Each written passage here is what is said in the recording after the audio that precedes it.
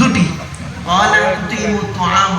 ক্ষুধার্তকে খাদ্য দান করা হলো ইসলামের উত্তম কাজ।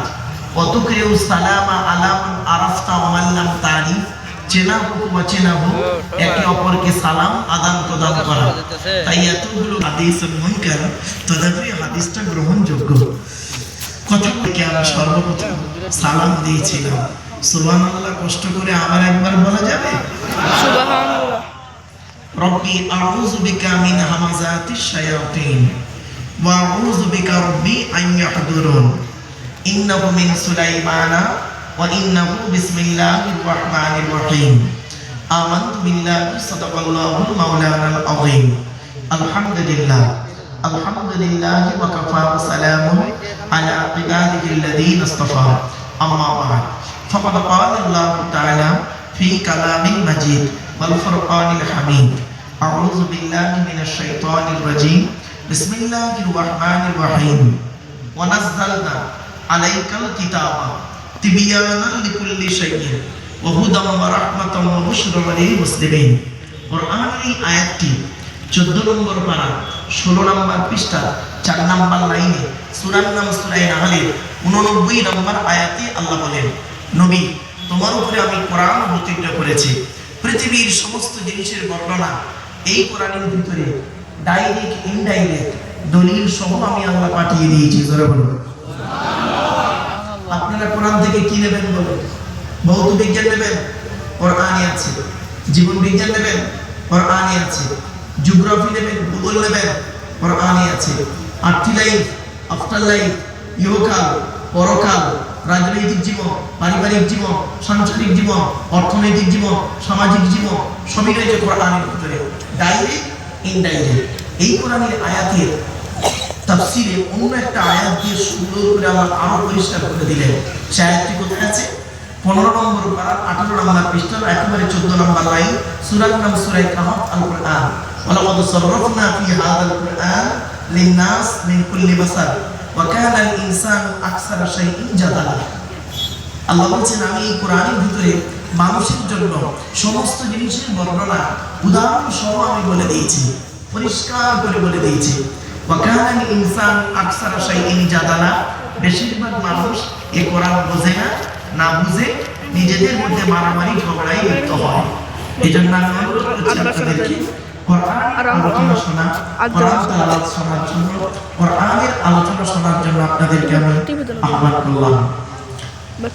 وقال الله تعالى في كلام المجيد والفرقان الحميد إن الله وملائكته يصلون على النبي يا أيها الذين آمنوا صلوا عليه وسلموا تسليما। একবার দরুদ শরীফ।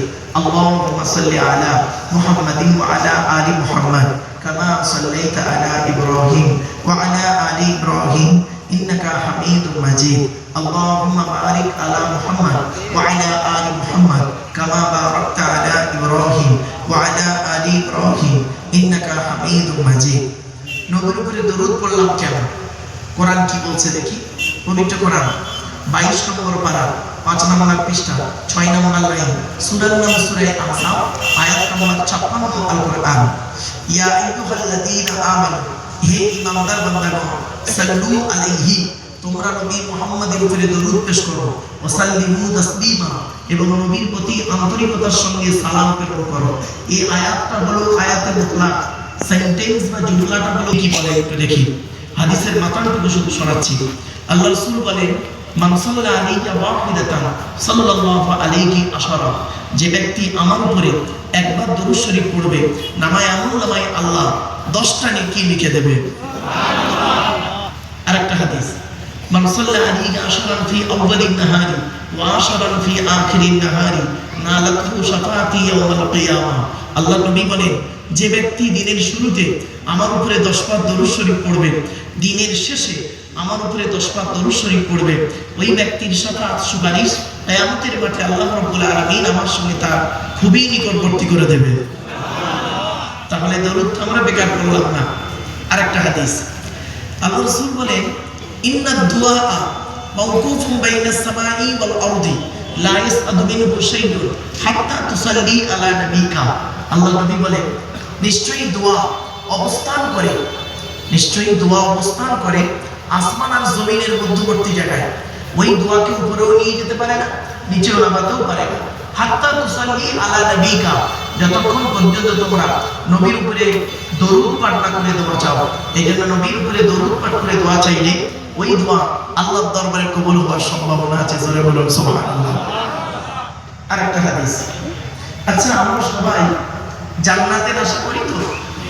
বলুন না। আচ্ছা জান্নাত কার আশা করে?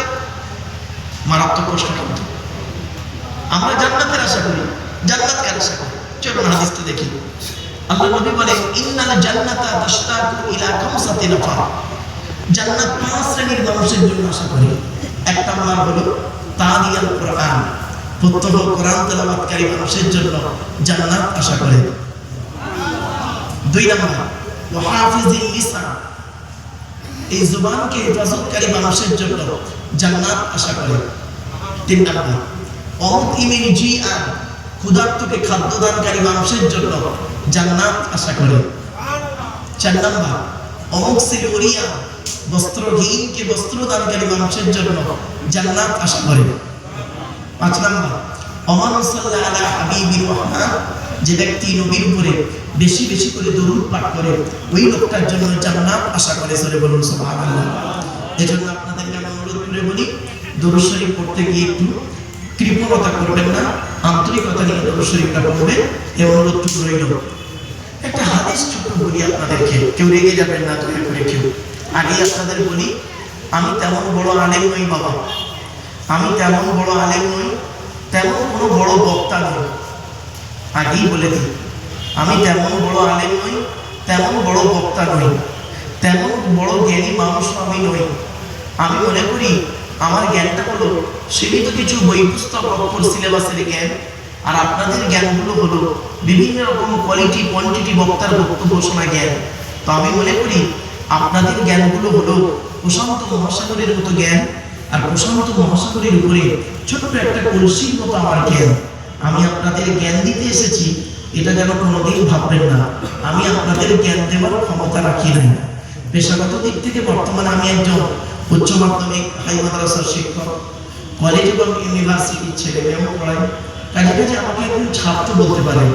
আমি 5টা ধর্মগ্রন্থের একজন ছাত্র, এখন তওরাতের একজন ছাত্র, জবুরের একজন ছাত্র, ইনজিলের একজন ছাত্র, শ্রীমতী ভগবত গীতার একজন ছাত্র, আর দ্বিপদী কোরআনের আমি একজন ছাত্র। তো 5টা ধর্মগ্রন্থের ছাত্র হিসাবে আজ আপনাদের কাছে আমরা আনিয়েছি টু দি পয়েন্টের উপরে কয়েকটা কথা আপনাদেরকে আমি বলবো ইনশাআল্লাহ। আপনারা আমাদের একটু দোয়া করে যাতে করে কোরআন এবং হাদিস থেকে কিছু কথা আল্লাহ পাকের মুখ থেকে বলিয়ে দেন, আর বক্তা শ্রোতাকে যেন আমল করার তৌফিক দান করেন। আল্লাহ আল্লাহ নবী ওয়াজ করতেন। হাদিসটা কোথায় পাবেন? মিশকাত শরীফেও পাবেন আর বুখারীতেও পাবেন। রাবীর নাম কি? সাহাবী হচ্ছে আব্দুল্লাহ ইবনে মাসউদ রাদিয়াল্লাহু তাআলা আনহু। তিনি বর্ণনা করছেন, সাহাবী বর্ণনা করছেন, আল্লাহর নবী আমাদের ওয়াজ করে শোনাতেন। কবে? বৃহস্পতিবার দিনগত রাতে। হ্যাঁ, রেসপন্স করবেন, আমার সঙ্গে কথা বলতে হবে। বৃহস্পতিবার দিনগত রাতে ইশার নামাজের পরে সাহাবীদেরকে নিয়ে গায়ে গায়ে বসে টু দি পয়েন্টের উপরে নবীজি বুঝিয়ে বুঝিয়ে ওয়াজ করে শোনাতেন। তাহলে কটা পয়েন্ট হইল? 5টা। নবীজি ওয়াজ করতেন কবে? মানে জুমার রাত। নবীজি যখন ওয়াজ করতেন বৃহস্পতিবার জুমার রাতে ওয়াজ করতেন, সময়টা কখন? ইশার পর। কাদের নিয়ে ওয়াজ করতেন? সাহাবীদেরকে নিয়ে। সাহাবীরা কিভাবে বসতেন? গায়ে গায়ে বসতেন। আপনারা কিভাবে বসেছেন? দয়া করে অনুরোধ করছি বাবা একটু আগিয়ে আগিয়ে আসেন, একটু আগিয়ে আগিয়ে আসেন, একটু গায়ে গায়ে বসেন বাবা। আমার বাবার একটু আগিয়ে আগিয়ে আসে, গায়ে গায়ে গায়ে গায়ে মিলে মিলে মিলে মিলে বসেন। এটা আমার কথা নয়, কোরআনের কথা। আমি দিচ্ছি আপনাদের চিন্তা করবেন না। বাপেরা বাইরে যারা দাঁড়িয়ে আছে কষ্ট করে ঠান্ডায়, আপনারা দয়া করে মেহরবানি করে একটু আগিয়ে এগিয়ে আসেন না, গায়ে গায়ে বসে কোরআন কাউকে ঠকায় না, কোরআন হাদিসের আলোচনা তো মানুষের ফায়দা হবে। সে আপনারা একটু গায়ে গায়ে গায়ে গায়ে বসেন। একটু আপনাদেরকে আমি গায়ে গায়ে বসতে বললাম কেন? এই কোরআনের দলিল 28 নম্বর পারা 2 নম্বর পৃষ্ঠা 13 নম্বর লাইন, সূরার নাম সূরা মুজাদালা, আয়াত নম্বর 11 আল কোরআন। ইয়া আইয়ুহাল্লাযীনা আমানু ইযা ক্বিলা লাকুম তাফাসসাহু ফিল মাজালিসি ফাফসাহু ইয়াফসাহুল্লাহু লাকুম ওয়া ইযা ক্বিলা ইনশুযু ফানশুযু ইয়ারফা'ুল্লাহু লাকুম। সহজ সরল বাংলা ভাষায় কি বলছে দেখি। আল্লাহ বলেন, হে ঈমানদার বান্দাগণ, মজলিসের ভিতরে যখন ফাঁকা জায়গায় তোমাকে পূরণ করতে বলা হবে, তখন তুমি সামনের ফাঁকা জায়গাটা পূরণ করে দেবে। ফাঁকা জায়গায় ফাঁকা রাখলে প্রবলেমটা কি, সমস্যাটা কি? শয়তান ওখানে বসবে, কানে কানে কুমন্ত্রণা দেবে। শয়তান কি চায় ওটা কোরআন জানিয়ে দিচ্ছে। 7 নম্বর পারা 2 নম্বর পৃষ্ঠা 3 নম্বর লাইন, সূরার নাম সূরা মাইদা 91 নম্বর আয়াত। ইন্নামা ইউরিদুশ শাইতানু আন ইউকিয়া বাইনাকুমুল আদাওয়াতা ওয়াল বাগদাআ ফিল খামরি ওয়াল মাইসিরি ওয়া ইয়াসুদ্দাকুম আন যিকরিল্লাহ ওয়া আনিস সালাত। আল্লাহ পাক বলছেন, শয়তান কি চায় জানো? মদ আর জুয়ার মাধ্যমে শয়তান তোমাদের মাঝে মারামারি লাগিয়ে দিতে চায়। আর কি চায়? ওয়া ইয়াসুদ্দাকুম আন যিকরিল্লাহ, আল্লাহর ইবাদত থেকে শয়তান তোমাকে বাধা সৃষ্টি করতে চায়। আর কি চায়?